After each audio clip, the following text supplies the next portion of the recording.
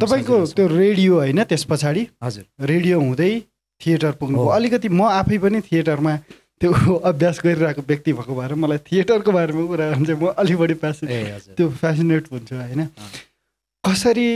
नवराज दाई नवराज बुढाथोकी दाई र शैली थिएटर हैन त्यो चिजलाई अहिले सम्झियो भने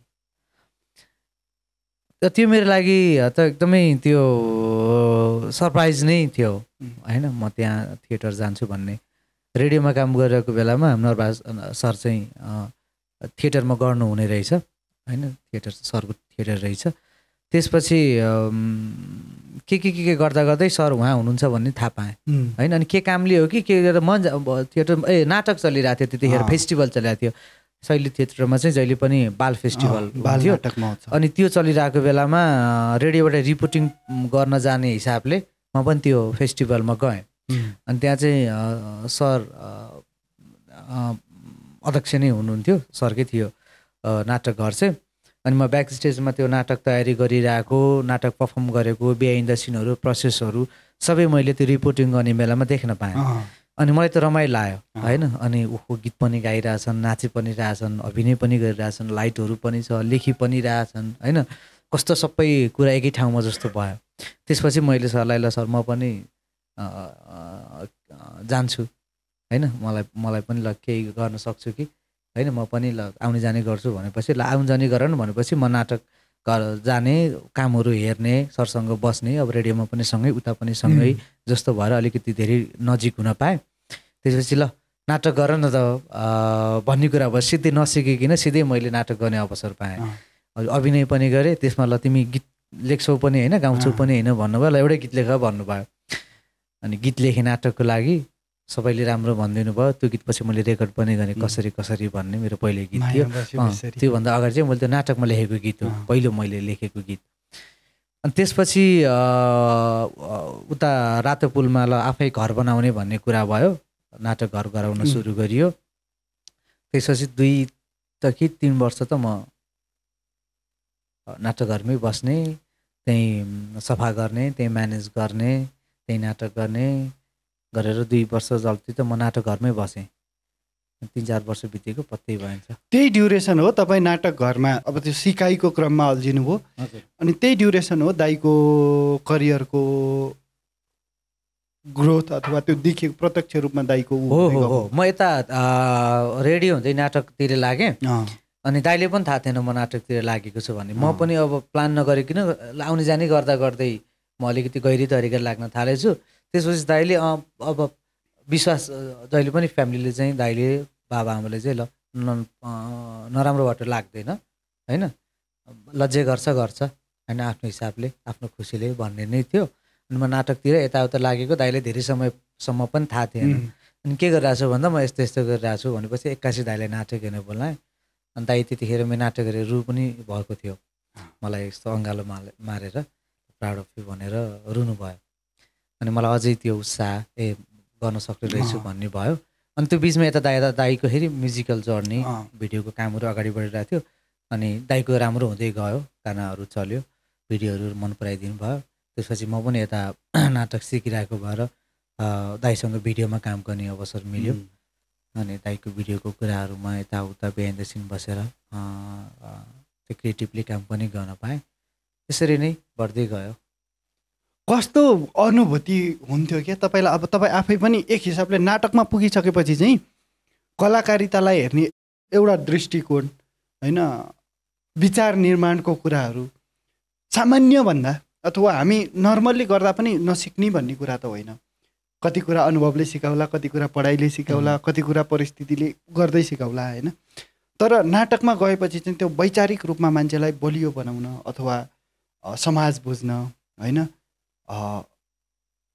केही मात्रामा तुलनात्मक रूपमा अलि छिटो र अलि भित्रसम्म बुझ्नुपर्छ है भन्ने खालको एक प्रकारको त्यो बनाइन्छ नि त होइन तपाईँ त्यता लर्न गर्दै हुनुहुन्थ्यो होइन अनि त्यही समयमा दाइको ग्रोथ पनि देखिरहनु भएको थियो त्यो बेलामा चाहिँ के थियो मलाई कस्तो अनुभूति भएको थियो दाइको प्रगति देख्दा चाहिँ यस्तो हुँदो रहेछ जस्तो दाइको चाहिँ सबै प्रोसेस देखेको भएर होइन जस्तो बाआमाले चाहिँ यो अझै बच्चा जस्तो लाग्छ होइन, यो त अझै हुर्केको छैन जस्तो भन्नुहुन्छ नि। भनेको त्यो सबै डिटेलमा देख्दा त्यो हत्ता बढेको नदेखिएको हुन्छ नि, त्यो लाग्छ नि। त्यस्तै जस्तो लाग्छ क्या, जस्तो हामी सबै कुराहरू देख्यौँ भने होइन, त्यो ग्राफ नै देखिँदैन क्या। भनेको भइरहेछ, दाइले गरिरहनु भएको छ, राम्रो भइरहेछ, भनेको डिटेलमा देखेको भएर चाहिँ ओहो यस्तो भयो उस्तो भयो भन्ने नै हुने क्या, राम्रो भयो भइरहेछ होइन जस्तो लाग्छ क्या। जस्तो अनि अरूमा बाहिरी मान्छेले गरेको ओहो कहाँबाट आयो होइन, 81 गर्यो है। बजारमा त चर्चा एकताका त त्यस्तो छ न त, आज पनि कायमै छ हजुर होइन। अब उहाँलाई कतिपय अवस्थामा उहाँले बोल्दाखेर उहाँले एउटा स्ट्याटस लेख्दा आजको मेन स्ट्रिम मिडियाको लागि ब्रेकिङ न्युज बन्नेसम्मको भन्नु भनेको पक्कै पनि त्यो बजारमा उहाँ बिक्नी भएरै हो। किनकि म चाहिँ अनेस्टली भन्ने हो भने मिडियाले चाहिँ नबिक्ने कन्टेन्टलाई चाहिँ खासै उ गर्दैन क्या। यो नेपाली मिडियाको सबभन्दा दुःख लाग्दो पाटो हो मेरो तर्फबाट। सो त्यो भएर मैले जस्तो चाहिँ अब जताततै दाइकै चर्चा भइराख्दाखेरि पनि फेरि तपाईँ आफै पनि काम गरिरहनु भएको थियो, फेरि म उहाँको भाइ हो भन्ने क्रेडिट चाहिँ तपाईँले कहिले पनि लिएको मैले देखिनँ क्या होइन। म केही सहज त हुन्थ्यो होला कि ओहो प्रकाश सपुतको भाइ भन्ने पनि बन्थ्यो कि त्यो बेला तपाईँले यदि लिन चाहेको भए। तर तपाईँको आफ्नै जर्नी छ होइन, तपाईँले आफैले दुःख गर्नुभयो। अब त्यही कारणले पनि म तपाईँसँग कुरा गर्न, तपाईँसँग सङ्गत गर्नै लालायित हुन्छु क्या खासमा चाहिँ। एक त तपाईँले गरेको काम, त्यो कामहरूसँग म कनेक्ट छिटो हुन्छु होइन।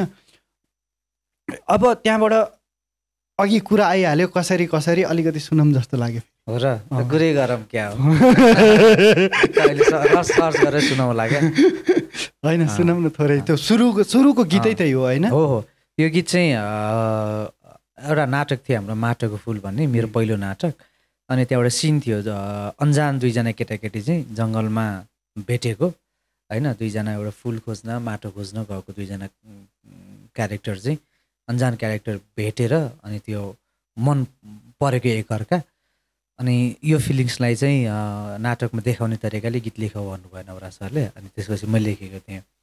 डाँडामाथि घाम पुग्यो पछि पछि छाया, थाहै नपाई बढ्दै गयो तिम्रो मेरो माया, कसरी कसरी माया बस्यो बेसरी भन्ने चाहिँ लाइन थियो गीतको। नाटकमा मैले यो 1-1.5 महिना देखाइयो लाइभ गाएर। अनि नाटक सकेपछि चाहिँ त्यो हेर्ने दर्शकहरूले चाहिँ त्यो गीत गाउँदै निस्किने कि कसरी कसरी माया बस्यो बेसरी भनेर मैले सुनिरहेँ। अरूले पनि कस्तो राम्रो गीत भन्नुभयो, यसलाई रेकर्ड गरौँ न त होइन भनेर रेकर्ड गरेको क्या, जस राम्रो भयो। त्यसको भिडियोको कुरा भिडियो त्यतिखेर एकदमै त्यो भिडियो कथा क्यारेक्टरहरू देखाउनु मन पर्ने क्या। अनि त्यो नाटकको अलिअलि प्रभाव पनि छ, किनकि त्यो मैले जुन क्यारेक्टर गरेको छु होइन, अनि जहाँ त्यो लोकेसनहरू त्यो जसरी म त्यो स्टोरी टेलिङ गरेको छु त्यतिखेर म एकदमै नाटकमा एकदमै एक्टिभ थिएँ। म बल्खु बस्थेँ। अनि नाटक चाहिँ हाम्रो घर यता रातोपुल, त्योभन्दा अगाडि यता कमलादी थियो रसियन कल्चरमा। अनि म त्यो बाटो त्यो बेला त्यो नाटक गर्ने क्रममा चाहिँ के हुन्थ्यो भन्दा क्यारेक्टर खोज्ने होइन, जसलाई पनि पात्र देख्ने, जहाँ पनि कथा देख्ने होइन, आफै पनि एउटा अभिनय गरेर क्यारेक्टर बनेर अर्कै भइदिन मन लाग्ने होइन, पसलमा जाँदा अर्कै गरेर किन्न मन, त्यस्तो हुन्थ्यो नि त। नाटकहरू जाँदा आउँदा चाहिँ त्यो बाटोमा त रुखमुनि सिसा सानो ऐना राखेर कपाल काट्ने दारी काट्ने त्यो क्यारेक्टरहरू होइन, टक्क झोला बोकेर छाता टेकेर पसल जाने आउने मान्छेहरू, त्यो रमाइलो लाग्ने क्या। अनि ठ्याक्क म टेकुबाट आउँदा जाँदै थिएँ। अनि ठ्याक्क त्यो बाटोमा दारी कपाल काट्ने हुन्छ नि पसल, अनि त्यसमा चाहिँ एउटा सहकारीको त्यो ऊ आएर डेली पैसा जम्मा गर्ने, ठ्याक्क त्यो सिन देखेँ। अनि ल कस्तो ब्युटिफुल कुरा होइन, यिनी दुईजनाको मन परापर भयो, माया बस्यो भने चाहिँ कस्तो देखिन्छ होला भनेर मैले त्यो कथा लेखेँ। अनि राम्रो भयो त्यो, मलाई भिडियो अडियोबाट भन्दा पनि भिडियोबाट राम्रो फिडब्याक आएको थियो अझ मलाई त्यो त्यतिखेर। तर तपाईँलाई त्यो हो त्यही हो मैले भनेको, तपाईँ सामान्य मान्छेको कथा भन्दाखेरि चाहिँ तपाईँ यति राम्रोसित भन्नुहुन्छ कि हामीले आजसम्म प्रेम गर्ने जोडी भनेको त गाडी चढेर लङ ड्राइभ जाने भनेको फिल्मको अथवा म्युजिक भिडियोको भाष्य हेर्ने हो भने होइन, घुम्न टाढा जाने अलिकति ब्युटिफुल सिनारियोहरू। आम मान्छेको कथा त हामीले भन्नै रुचाइरहेको थिएनौँ क्या होइन। अब यस्तो छ, अब माया अभिव्यक्ति गर्ने दर्शाउने होइन, त्यो गर्ने कुरा चाहिँ जस्तो यो एकदमै प्राकृतिक कुरा हो नि त होइन। अनि त्यो सबैजनाको आफ्नो एउटा एउटा फरक फरक शैली हुन्छ क्या, त्यो माया गर्ने, देखाउने, भन्ने सबैजनाको आफ्नो भने नि औठा छाप त फरक हुन्छ भने त्यो फिलिङ्स पनि त फरक हुन्छ नि, आफ्नो एउटा स्टाइल हुन्छ क्या। अनि पछि बिस्तारै त्यो कुराहरू मान्छेले किताबहरू आउन थाल्यो होइन, अनि हेर्ने चिज सुन्ने चिज आउन थाल्यो, अनि त्यहाँ चाहिँ त्यो अरूले भनेको माया प्रेमको भाषाहरू बिस्तारै फैलिँदै गयो क्या होइन। अनि त्यही भएर त्यो एउटा त्यो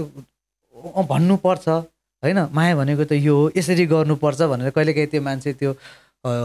पढेको कुरा, देखेको कुरा, सुनेको कुराबाट प्रभावित पनि हुँदै गयो। हामीलाई चाहिँ कस्तो पनि थियो भने घुँडा टेकेर गुलाफ दिएरै प्रस्ताव राख्नुपर्छ भन्ने एउटा भाष्य अथवा त्यो नोइङली अननोइङली इन्डस्ट्रीमा त्यही त चल्दै आइरहेको हो। त्यसरी देखियो नि त हामीले होइन। अब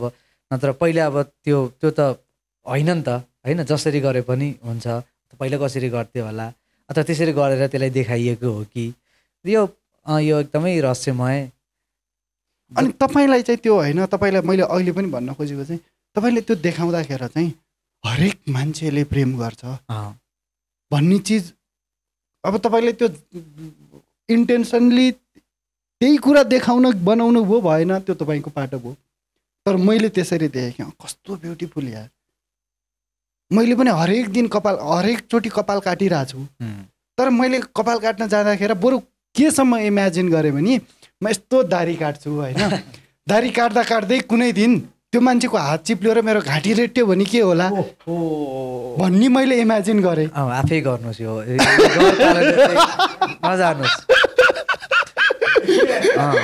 होइन भनेको त्योसम्म इमेजिन गरेँ, तर यो मान्छेको प्रेम कस्तो होला भन्ने कहिले पनि इमेजिन गरिनँ क्या। त्यो कहिलेकाहीँ अर्कोले गरेको काम देखेर डाहा हुन्छ नि, डाहा इन द सेन्स फेरि त्यो तपाईँको नराम्रो होस् भनेर होइन, तर त्यो सकारात्मक रूपमा लोभ लाग्छ नि, हो त्यो लोभ मलाई त्यहाँ पनि लागेको थियो क्या।